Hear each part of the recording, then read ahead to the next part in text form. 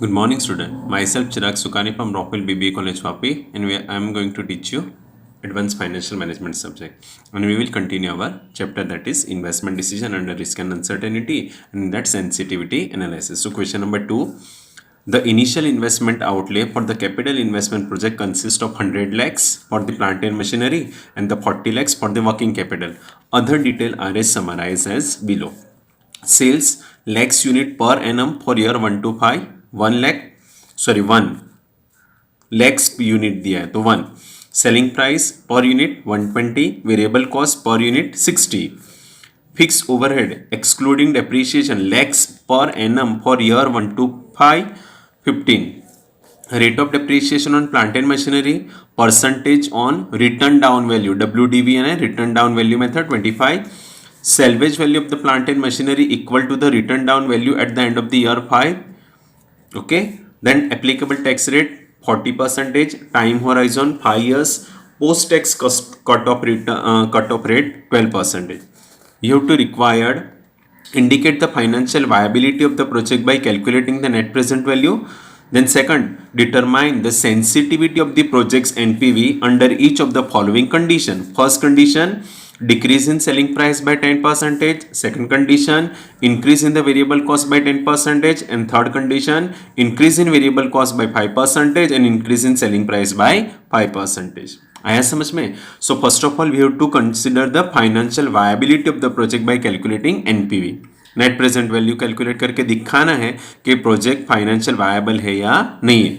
Second में sensitivity analysis करना है on projects NPV under 3 situation. First cases में सेलिंग प्राइस को डिक्रीज करना है 10% and other variable remaining constant. हम लोग ने सेंसिटिविटी का लिमिटेशन पढ़ा है डीमेरिट्स, उसमें एक ही वेरिएबल को चेंज करना है and other remaining constant. Second में वेरिएबल कॉस्ट को चेंज करेंगे and other remaining constant. Third में variable cost and selling price को चेंज करेंगे and other factors other variable remaining constant. तो यहाँ पे 1 2 3 4 5 सम्स, सॉरी 1 2 3 4 सम्स बनेंगे. ओके, नाउ उसके लिए आपको पता है कि नेट प्रेजेंट वैल्यू के लिए हम लोग को क्या चाहिए, that is present value of the inflow minus present value of the outflow चाहिए, आउटफ्लो. ओके, सो फर्स्ट हम लोग कैलकुलेट किए determination of the cash outflow. Now determination of cash outflow का अपने फॉर्मेट कैपिटल बजटिंग चैप्टर में semester 4 में पढ़ा था. That is initial cost of the project plus installation charges plus working capital requirement. Okay, then कुछ government ने subsidy दिया होता है तो माइनस करना पड़ता है वगैरह वगैरह. ओके, तो ये फॉर्मेट था. तो यहाँ पे तो सिंपल सा है, that is cost of the plant and machinery and the working capital required.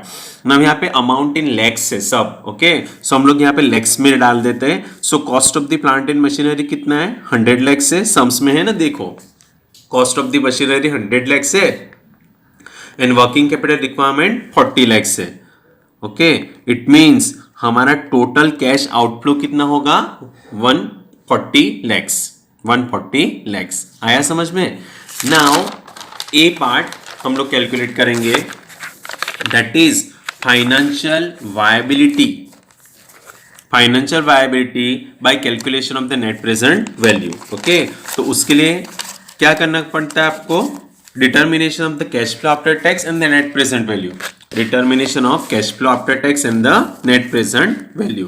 Okay, so next column, determination of the cash flow after tax and the net present value, amount in lakhs. Now मैंने आपको ये format बताया, तो ये format आपको याद रखना है, that is sales minus variable cost, we can get contribution minus fix cost.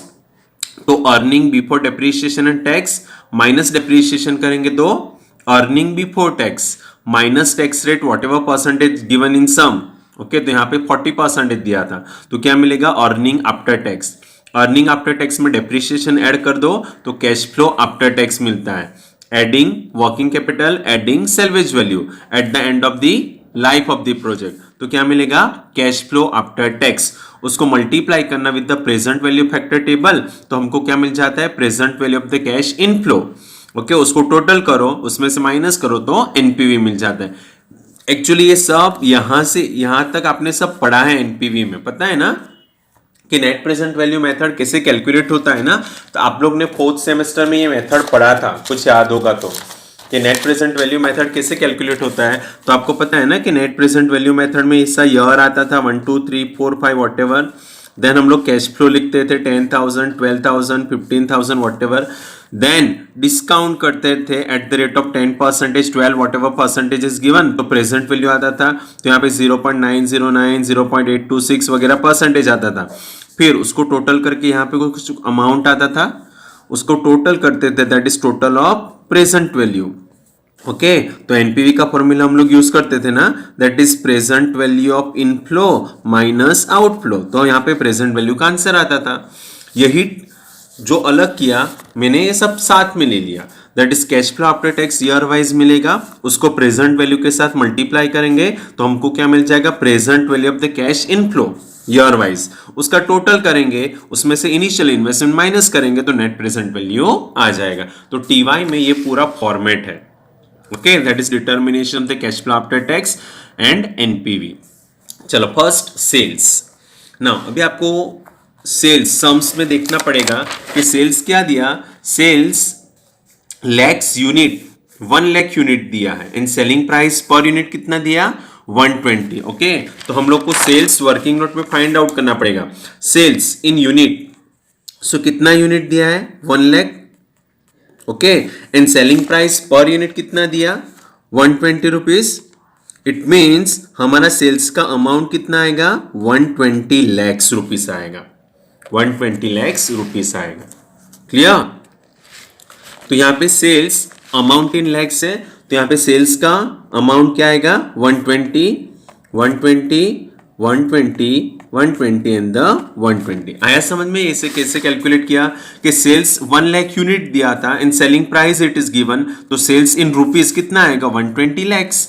Okay, but हम लोग ने यहाँ पे अमाउंट इन लैक्स लिया तो 120 लिख लिया, माइनस वेरिएबल कॉस्ट। ना वेरिएबल कॉस्ट आपको कैलकुलेट करना पड़ेगा ना, variable cost it is calculated on the sale unit, because variable cost name itself suggests it is change according to the change in unit. okay, तो यहाँ पे sales कितना unit है 1 लाख है, and variable cost per unit कितना है 60 rupees है।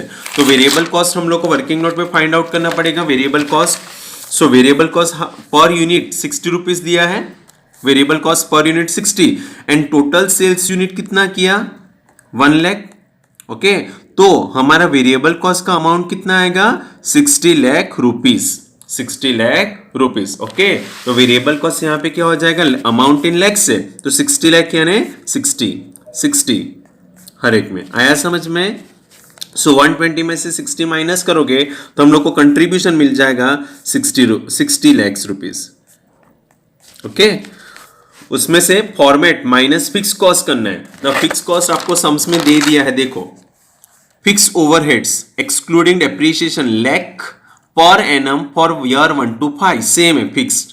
Okay, that is 15 lakhs, and fix cost का कंसेप्ट ही है, it does not change whatever change in the level of output. Okay, so 15 15 15 15 fix cost लिख लिया। सो माइनस करेंगे तो हमें क्या मिलेगा, earning before depreciation and tax, that is 45 45 45 45 in the 45। Next minus करना है डेप्रीशिएशन। अभी डेप्रीशिएशन भी वर्किंग नोट में कैलकुलेट करना पड़ेगा। So depreciation as per written down value method करना है और 25% है। Now working capital it is always written depreciation it is always as per written down value method और उसका परसेंटेज 25% है। Now remember depreciation is always calculated on the cost of the machine. Okay, so initial cost of the machine कितना है 100 लाख से, amount में हम उसको 100 लैक्स नहीं करते हैं, अगेन इन लैक्स में डाल दो। ओके, ना 100 लैक्स है ना, 100 लैक्स का 25% करोगे फर्स्ट ईयर में, यानी फर्स्ट ईयर का वैल्यू ऑफ डेप्रिसिएशन क्या आएगा 25 लैक्स आएगा। तो बैलेंस कितना बचा 75। अभी आपको क्या करना पड़ेगा 75 का 25% करना पड़ेगा, 75 का 25% करना पड़ेगा, दैट इज 18.75। ओके, तो सेकंड ईयर में 18.75 लाख रुपीस डेप्रिसिएशन लगा, तो बैलेंस क्या आया 56.25। सो बैलेंस क्या बचा 56.25। अभी थर्ड ईयर में उसका 56.25 का 25% लगता है। आपको पता है ना, रिटर्न डाउन में जो वैल्यू होता है उसके वैल्यू ऊपर लगता है, that is 14.06। Okay, so minus करेंगे तो क्या आएगा 42.18। अभी 42.18 का 25%, 25% यानी 10.55, 10.55 तो क्या बचा 31.64। ओके, नाउ उसका 25% करना पड़ेगा, that is 7.91। Okay, so minus करेंगे तो रिमेनिंग वैल्यू क्या आएगी 23.73। Now this 23.73 can be consider as what, salvage value. Why salvage value? Because यहाँ पे आपको दिया है salvage value of plant and machinery equal to return down value method at the end of the year 5। जो 5 years के बाद जो बचेगा that is consider as what, salvage value. तो ये हम लोग ने कैलकुलेट किया डेप्रिसिएशन का अमाउंट। सो फर्स्ट ईयर में कितना आया 25, सेकंड ईयर में 18.75, थर्ड ईयर में 14.06, 10.55 एंड 7.91। ओके, सो ये माइनस करना है हमको, ये माइनस करना है तो हमें क्या मिलेगा, earning before tax, earning before tax that is 20, then 26.25, 30.94, 34.45 and 37.09। Okay, minus tax rate करना है 40%, तो 20 का 40% 8, 26.25 का 40% तो 10.5, देन 12.38, देन 13.78 एंड देन 14.84। तो माइनस करेंगे तो क्या बचेगा, अर्निंग आफ्टर टैक्स मिलेगा। सो 12 आएगा, माइनस करेंगे तो यहाँ पे 15.75 आएगा, 18.56, 20.67 and 22.25। So again depreciation add कर दो जो हम लोग ने फाइंड आउट किया, 25, 18.75, 14.06, 10.55 एंड 7.91। तो हमको क्या मिल जाएगा, cash flow after tax that is 37, 34.5, 34.62, 31.22 and 30.16। Clear? Now plus working capital. Now working capital always कब मिलता है, eight the end of the year. So 40 lakh rupees है। सेल्वेज वैल्यू भी eight the end of the year मिलता है, life of the project that is 23.73 मिला। तो हमारा कैश फ्लो आफ्टर टैक्स तो ये तो 37 ही रहेगा, ये 34.5 ही रहेगा, ये 34.62 रहेगा, ये 31.22 और ये क्या हो जाएगा 93.89। ओके, उसको मल्टीप्लाई करना with the present value factor. तो आपको 12% प्रेजेंट वैल्यू फैक्टर टेबल में देखना है 1, 2, 3, 4, 5 इयर्स का। ओके, तो हमें मिलेगा present value of the cash inflow 33.041, 27.49, 23.23, 19.86 and 53.24। Okay, तो नेक्स्ट क्या आएगा, total of present value of the cash flow. तो यहाँ पे टोटल लास्ट में ये पांचों पांच का टोटल करेंगे तो क्या आएगा 156.85। उसमें से इनिशियल इन्वेस्टमेंट माइनस करो और हमारा आउटफ्लो कितना है, इनिशियल इन्वेस्टमेंट 140 लाख। तो हमारा नेट प्रेजेंट वैल्यू क्या आएगा 16.85 आएगा, दैट इज व्हाट 16,85,000 हुआ। क्लियर? आ गया समझ में? तो ये हुआ हमारा फाइनेंशियल प्रोजेक्ट वायबल है या नहीं है। तो हम लोग यहाँ पे लिखेंगे कि project is viable because net present value is what positive. ये हमारा आंसर ए अभी तो हुआ। क्लियर? नाउ सेकंड में हम लोग को पूछा है, second question, determine the sensitivity of the projects NPV. कितना चेंज होता है project NPV under each of the following condition. So first condition अभी हम लोग ले रहे हैं that is decrease in selling price by 10%। Okay, so first हम लोग अभी यहां पे क्या करेंगे, sensitivity analysis. So first decrease in selling price by 10% ना, एक्चुअली सेलिंग प्राइस आपको कितना दिया 120 रुपीज दिया ना सेलिंग प्राइस। नाउ उसमें से माइनस करना, डिक्रीज है ना, माइनस होगा, सो माइनस 10% डिक्रीज करेंगे, सो 120 का 10% 12 हो जाएगा, तो एक्चुअली अभी सेलिंग प्राइस अभी आपकी कितनी हो जाएगी 108। ओके, एंड हम लोग को सेलिंग सेल्स यूनिट 1 लाख दिया है एंड सेलिंग प्राइस अब कितनी हो गई 108, यानी हमारा सेल्स कितना हो गया 108 लैक्स, 108 लैक्स हो गया। आया समझ में? अभी सेल्स आपको ये लेना पड़ेगा, अभी ये लेके हम लोग को पूरा सेंसिटिविटी एनालिसिस अगेन कैलकुलेट करना है। ओके चलो, हम लोग कैलकुलेट करेंगे again sensitivity analysis. Now cash outflow में कोई चेंज नहीं आएगा, खाली इनफ्लो में चेंज आने वाला है। तो सेल्स, अभी सेल्स आपको कितना लेना पड़ेगा 108 लेना पड़ेगा, जो हम लोग ने फाइंड आउट किया, that is decrease selling price by 10%। Now variable cost में चेंज आया नहीं आया, वेरिएबल कॉस्ट में कोई चेंज नहीं आया because variable cost remain as it is. So variable cost कितना आया हमारा, हम लोग का आगे का 60 लाख आया था, 60 लिख देना है सब में। ओके तो हमारा आंसर क्या आएगा 48 and the 48। Fix cost remain fixed 15 lakhs, सब में सेम। ओके तो आंसर क्या आएगा 33 लैक्स। ये तो आप ऊपर लिख ही लेना, that is amount in lakhs करके।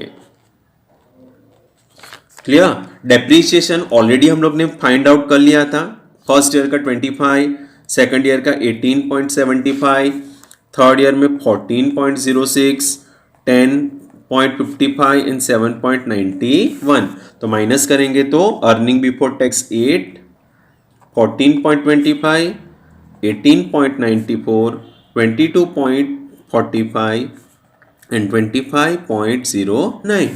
माइनस टैक्स रेट, सो 8 का 40% 3.2, तो माइनस करेंगे तो क्या आ जाएगा 4.8, उसका 40% 5.7, तो माइनस करेंगे तो 8.55, देन 7.58, तो माइनस करेंगे तो 11.36, 8.98 तो आ जाएगा 13.47 एंड 10.04 तो 15.05 आ जाएगा। सो अगेन डेप्रिसिएशन ऐड कर दो, 25, 18.75, 14.06, 10.55 एंड 7.91।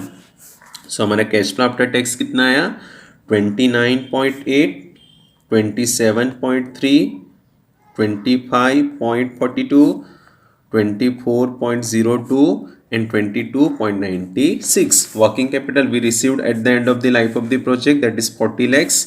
Salvage value भी आपको end of life of the project मिलेगा, that is 23.73. So हमारा cash flow same, first year का, सेकंड ईयर का भी सेम, थर्ड ईयर का भी सेम, फोर्थ ईयर का भी सेम एंड फिफ्थ ईयर का कैश फ्लो हो जाएगा 86.69। उसको प्रेजेंट वैल्यू टेबल के साथ मल्टीप्लाई करो तो प्रेजेंट वैल्यू ऑफ इनफ्लो आएगा 26.61, 21.76, 18.09, 15.28 एंड 49.15। उसमें टोटल करो पाँचों पाँच का तो क्या आएगा 130.89।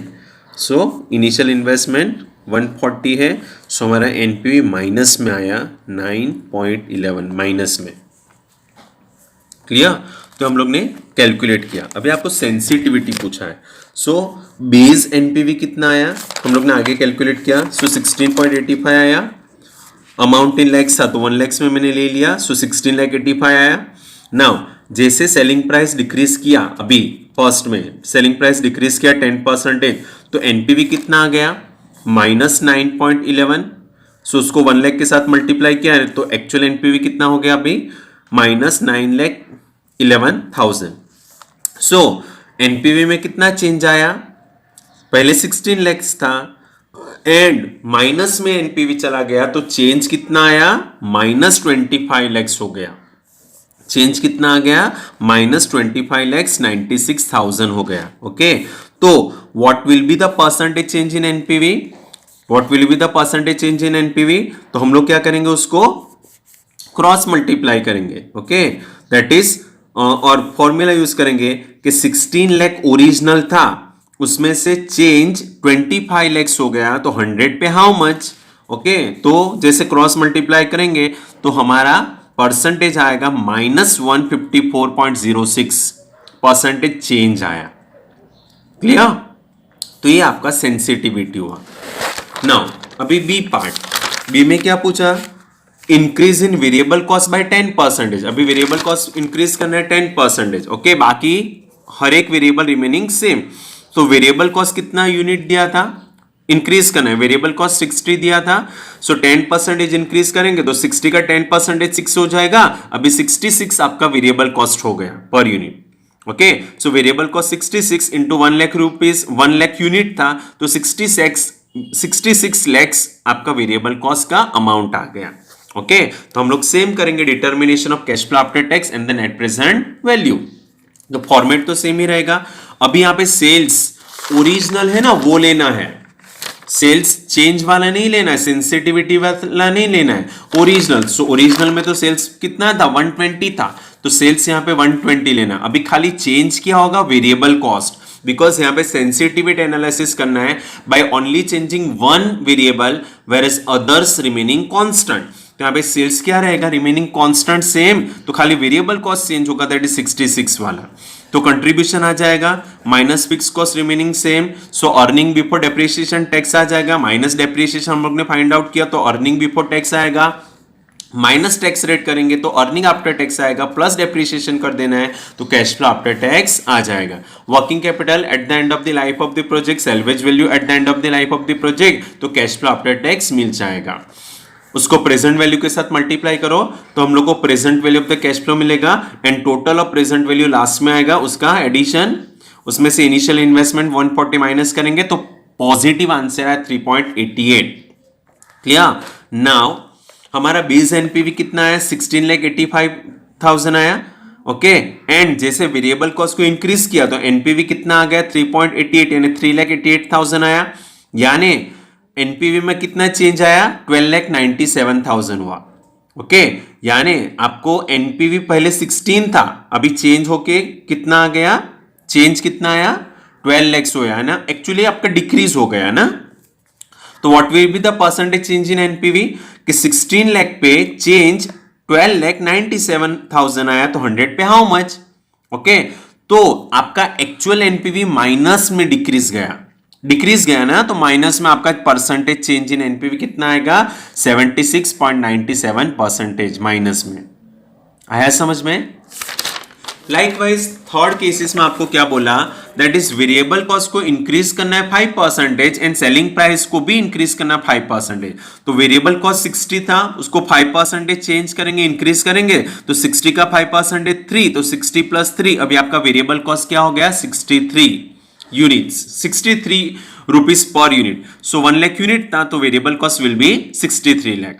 लाइकवाइज सेलिंग प्राइस भी 5% इंक्रीज करने के लिए बोला है, सो 120 प्लस 5% इंक्रीज करेंगे तो 120 प्लस 120 का 5% 6 रुपीज, तो 120 प्लस 6 126 आपका सेलिंग प्राइस हुआ एंड यूनिट 1 लाख है, तो सेल्स का अमाउंट कितना आ जाएगा, 126 लैक्स। ओके, बट हम लोग को तो वही रखना है। सो अभी हम लोग डिटरमाइन करेंगे cash flow after tax in the NPV. अभी यहाँ पे सेल्स चेंज हुआ तो सेल्स कितना लेना पड़ेगा, 126 एंड वेरिएबल कॉस्ट भी हम लोग ने चेंज किया, दैट इज 63। ओके, तो उसमें से माइनस किया 63, फिक्स कॉस्ट रिमेनिंग सेम, तो earning before depreciation and tax आया, माइनस डेप्रिसिएशन हम लोग ने आगे कैलकुलेट किया तो अर्निंग बिफोर टैक्स आया, माइनस टैक्स करेंगे तो अर्निंग आफ्टर टैक्स, बाकी सब सेम। आया समझ में? तो यहां पे देखो आपका एनपीवी कितना आ गया, 23.35 पॉजिटिव ना। बेस एनपीवी कितना था, 16,85,000, अभी का एनपीवी कितना है, 23, एक्चुअली इंक्रीज हो गया। ओके, तो कितना चेंज आया एनपीवी में, 6,50,000। So what will be the percentage change, 16 lakh पे 6,50,000 तो 100 पे हाउ मच। तो ये क्रॉस मल्टीप्लिकेशन करेंगे तो आपका इतना इंक्रीज हुआ, इसीलिए यहां पे पॉजिटिव में आंसर डाला है, दैट इज 38.57 परसेंटेज। आया समझ में? तो ये सम्स लेंदी होता है, कैलकुलेशन बहुत लेंदी होता है, फास्ट आपको कैलकुलेट करना पड़ता है। Clear? Now next sum in the next video और next method in the next video. Bye, take care.